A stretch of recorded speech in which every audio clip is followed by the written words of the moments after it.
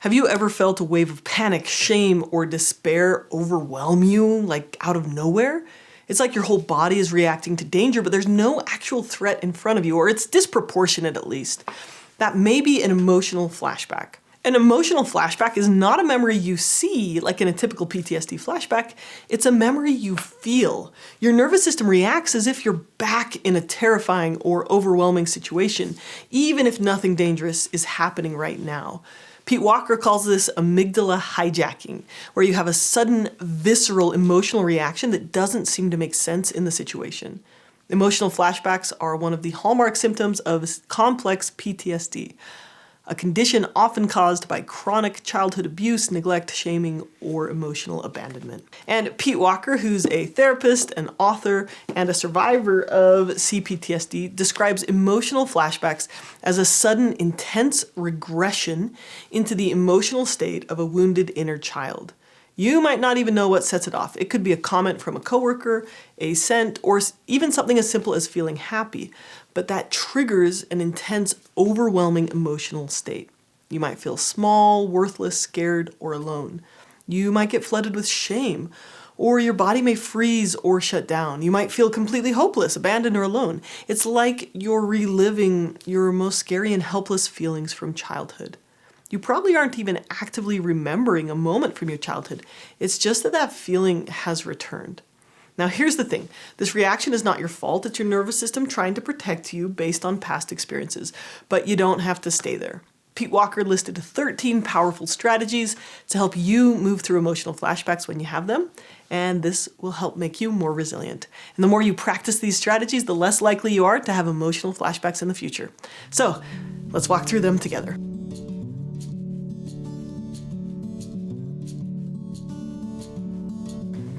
Step number 1, say to yourself, I am having a flashback. This is your anchor. It can help keep you grounded in the present moment.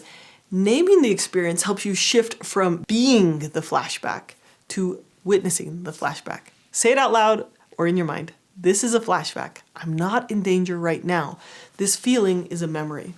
Now, a flashback takes you into feelings and sensations that make you feel like you're helpless or hopeless. By naming it, you create space between the feeling and your identity. You start to remember, this isn't who I am. This is an emotional memory. Okay, number 2, remind yourself, I feel afraid, but I am not in danger. This is a crucial distinction. Emotional flashbacks hijack your body with fear, even when there's no real threat. So speak safety to your nervous system. Try saying, I'm safe right now. I'm in my living room. I have choices. You can use your senses to ground you to the present. You can look around the room. You can feel the floor under your feet. You can notice the light or the temperature or the sounds. You are not in the past. You are here right now. Okay, number 3, own your right to have boundaries and say no. Flashbacks often bring up deep fears of saying no, especially if you were punished or shamed for leaving a situation or speaking up when you were a child. In the present, you have the right to set boundaries. You are free to leave or protest unfair behavior. If something feels overwhelming or triggering, you can step away. You can pause. You can say no. You could practice saying this right now. It's okay for me to protect myself. I can take space. I say no to fill in the blank, right? That might be whatever's pressing on you, feeling rushed, believing that you're bad, your own inner critic, or you could say no to something that's crossing your boundaries. Okay, step 4, speak reassuringly to your inner child. Picture a small version of you, scared, hurt, maybe shaking. That part of you needs comfort. Try saying, I see you. I know this is hard. I'm here for you. You're not alone anymore. Use the same kindness toward yourself and your emotions that you would show a frightened child. In this moment, you're reparenting yourself. The adult you speaks to your inner child with unconditional love and reassurance. I love you. I know we can get through this. Now, you're going to have a tendency to have your inner critic just yell at you for having emotions and being so weak or something. Nope. That's you, like, reacting to the role your parents played. That's you doing the role that your parents played to you, or whatever critic was. So instead, do the opposite. Speak to your child with love. Okay, number 5. Remind yourself that flashbacks are time limited. Flashbacks feel like they're going to last forever, but they won't. Your nervous system will eventually come back to baseline. You might say to yourself, this will pass. I've been through this before, and I've made it through. I can ride the wave. You can just visualize this emotion like a storm cloud. It rolls in, and it will also roll out. This is not a catastrophe. It's just a passing storm. It might be a very loud storm. It might be a downpour, but it will ebb and dry up. And also, sometimes the desert needs rain. So more on that later. Okay, number 6, remind yourself that you are in an adult body. Pete Walker says feeling small and fragile is a sign of a flashback, but now you're an adult. You have allies, skills, and resources to protect you that you never had as a child. This includes things like you can have your own money, you can live where you want, you can choose to stay in or leave relationships, you can make your own choices, sign your own documents, speak up for what's right, and tell your own story. Your trauma might have been at the beginning of your story, but you get to pick it up right here and write the victorious ending. Okay, number 7, ease back into your body. Grounding helps you bring your body and brain back to the present moment. So you could try some simple activities like scan your body starting at your feet and just tense each muscle group and then relax. Walker says tight muscles send false danger signals to your brain. So when you control that tension and then purposely relax the muscles, it cues your brain to feel safe. Breathing slowly and allowing your stomach to soften can also send those safety signals to your brain. Slow down. Rushing presses your brain's flight response button. Going slow sends the message that you are confident and safe. So another thing that a lot of survivors do is when they feel a sensation in their body, they get a little anxious about what they're feeling. So instead, just drop the struggle against your sensations. You can feel the fear in your body without reacting to it. Pete says, fear is just an energy in your body. It cannot hurt you if you do not run from it. Get curious about those sensations. Allow them to be there. Turn up your willingness dial to be right where you are. When you lean in and allow yourself to feel, you'll start to build confidence in your ability to handle emotional flashbacks. You can also learn more of these skills for free with my online course, Grounding Skills for Stress, Anxiety, and PTSD, where you can learn to regulate your nervous system. I'm going to link that below for you. Check it out. Okay, number 8, resist the inner critic's drastic or hopeless narratives. Flashbacks often come with a wave of hopeless thoughts like, ooh, I'll never get better, or no one will ever love me, or I'm a complete failure. These are emotional distortions. You don't have to believe them. So say to yourself instead, like, this is temporary, my brain is overwhelmed right now. I will think more clearly when I'm calm. And if you want to feel even more powerful against your inner critic, Pete says to channel the anger of self-attack into saying no to your critic's unfair self-criticism. So if your inner critic is like, oh, you're such a loser, you're so weak for feeling this way. No, stop that. I am okay, I'm a human and I'm allowed to feel my feelings, right? It's also helpful to put a note in your phone with a list of your goodness and your worth. Write down your positive qualities and your accomplishments so that in the heat of the moment when you're feeling a lot of despair, you can remind yourself of your own goodness. And those are a couple ways to combat the inner critic's attacks. I'm going to make another video about that too. Okay, number 9, allow yourself to grieve. Flashbacks often connect to deep wells of unprocessed grief, losses that you couldn't safely feel as a child. A flashback is a great opportunity to work through these feelings from a new place of compassion and strength. It's okay to let yourself cry. It's okay to feel sorrow. Grief is not weakness. It can be part of healing. So you could say to yourself something like, oh, these feelings make sense. I'm allowed to feel them. You might want to write or cry or draw or speak aloud.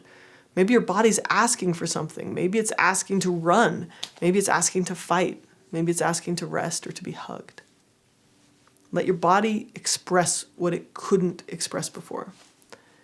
And after a flashback, your system's going to be tender. This is time for nourishment, for comforting, for bonding, not judgment. So you could ask yourself, what would feel gentle right now? What's one kind thing I can do for myself? So maybe it's wrapping up in a blanket, listening to some calming music, eating something warm, or taking a quiet walk. You can also intentionally speak loving thoughts to yourself, like, oh, I'm proud of how I took care of myself just now. That was hard and I stayed with it. Okay, number 10, cultivate safe relationships. In a flashback, you might feel like no one can help you, or you might push others away. Shame is really isolating. So if you have big emotions, you might go hide while you have them. But healing happens in safe connections. So who can help you feel calm and grounded? Who can you call or text who would understand? It can also be helpful to imagine a trusted friend or a therapist sitting with you and reminding you that you're not alone. So any form of safe connection combats shame. Telling someone, even a pet or God, how you're really feeling can help you talk your way through feelings and restore your sense of safety. Okay, so you might notice about that step and the next 3 coming up that these steps are kind of long-term strategies now that are going to decrease the frequency and intensity of flashbacks over time. They're not necessarily something you can do in the moment of a flashback, but there's something you can do afterwards that are going to help decrease that frequency. So number 11, learn to identify triggers. Flashbacks are often triggered by subtle cues, like a tone of voice, a facial expression, a conflict, a smell. The more you learn what triggers you, the more you can respond with care towards yourself, and you can also kind of explore what was going on that led to that becoming a trigger. So this is more about preparation than avoidance. I don't want you to just avoid your triggers. I want you to figure out how to respond differently to your triggers that's in line with someone who's confident and capable and safe, instead of how we respond to triggers as someone who's small and weak and has no support. So you might want to use a journal to track what happened right before the flashback. You could write about what emotions or sensations came up, and then ask yourself, what did this remind you of? So this can help you recognize those patterns and plan again with helpful and empowering strategies, not just avoidance. Okay, and that takes us to 12, which is explore what you are flashing back to. So you remember the part about the desert needing rain? Flashbacks provide an opportunity to discover and to validate and to heal your wounds. They can point you to unmet needs or just simply to skills you haven't developed yet. They give you a loud chance to work through something. Maybe we think about this like it's old food in a fridge. Let's say your fridge is so full of old takeout containers that one day you open the fridge and one falls out on your foot and explodes stinky, moldy food all over the floor. Okay, this is like an emotional flashback. It's unpleasant, absolutely, but it's also a great visceral prompt that it's time to face the chore of cleaning out your fridge. You bring the trash can over and you start sorting through all the garbage. Maybe it's so overwhelming you need to ask someone to help you. But by the time you're done, you're a little tired, but your fridge is clean and it's ready to use again. You could order takeout to celebrate. Sometimes you have to open up old memories or feelings to process them, and that lets them move on. Be gentle with yourself during this process. Sometimes the kitchen gets smelly and the disposal gets clogged in this process, and that's okay. It's just part of the process. You can open up the windows and the doors and get some fresh air when you're done. Okay, 13. Be patient with your process. After yet another painful flashback, you might be thinking, I should be able to stop these by now. What's the matter with me? And I think it's normal to wish that you didn't have to feel that way anymore. But working through flashbacks is a process, and it can take time for that nervous system activation and the physical reaction of adrenaline and cortisol pumping through your veins to wind down. But as you practice responding with gentleness and self-compassion, the frequency and intensity of these flashbacks will decrease. This process can take time. Some days you might feel like you're making progress, but other days you feel like you're slipping backwards. Give yourself grace. This is a normal part of learning. When you respond with compassion, grounding, and boundaries, you are rewiring your nervous system. You're showing your body, I'm safe now. I don't have to live in survival mode forever. Over time, these responses become habits. The flashbacks get shorter and your sense of self gets stronger. You reclaim your life. And instead of beating yourself up, which makes your flashbacks worse, you can say to yourself, this was hard and I showed up for myself and I'm healing. Healing from CPTSD is not a straight path or an endless cycle. I feel like it's a spiral. Sometimes we revisit old pain as we grow, but each time you use these tools, you're building resilience. You're not alone in this. You're learning to respond instead of react, to comfort instead of criticize, and to stay present with yourself through the storm. That's recovery. One moment, one flashback, one act of kindness at a time. You've got this. For more, check out Pete Walker's full guide to managing emotional flashbacks at petewalker.com. I'm mentioning that because I'm not making my own PDF download because Pete's already got one. I'm not working with him on this, but I really appreciate the work he has done, so I want to send traffic his way. So check that out, links in the description. Thank you for being here and take care. Hey, real quick, if you found any part of this video helpful, I would really appreciate it if you give it a thumbs up or share it with someone who could benefit from it today. Really appreciate it. Thank you so much and take care.